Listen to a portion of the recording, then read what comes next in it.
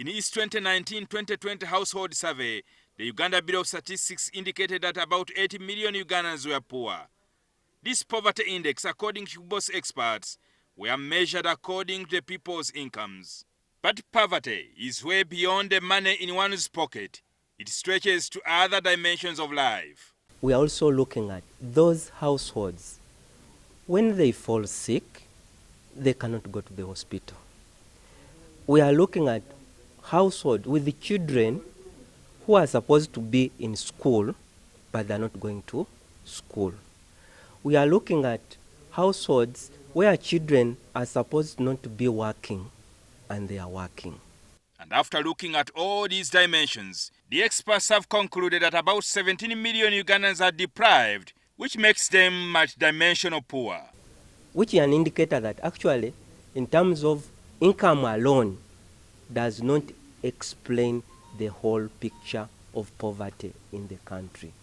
In fact, you're about to see what happens if we don't use $1 a day and we use $1.2 a day in the next validation, or when we use $1.9 a day. The survey indicates that Karamoja, Acholi, Lango, West Nile, Kigezi, Bunyoro, Toro, and Ebukedi have the highest number of people who are dimensionally poor. You know, which means that when you look at poverty in its entirety, you actually still have a big challenge. And it also brings about the distribution of this poverty across the country. Who is more severely affected?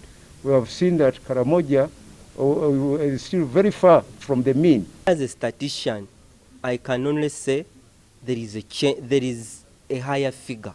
So now when it comes to policymakers, they need to look at both measures they've been using and say, can we tackle this problem differently? And I always say that many a times we are exporting our wealth to other spaces as Africans and importing poverty, and that needs to change. The Central Region presents the lowest levels of multidimensional poverty. What is consistent is in Buganda, the three sub-regions of Uganda. Kampala still has the lowest deprivation, followed by North Uganda. That's the Masaka, the Budu area, and Gomba, and what have you. I remember that the president of Uganda at that time returned to the places where he had waged the liberation struggle in Luwero Triangle. And one of the famous quotes from him was that people told him that while they can sleep, they cannot eat sleep. The survey indicates that families headed by women are more deprived than men-led families. The State Minister for Finance in charge of planning, Amos Lugoloobi, said the report comes in handy as government plans to implement a parish development program aimed at alleviating poverty from the grassroots.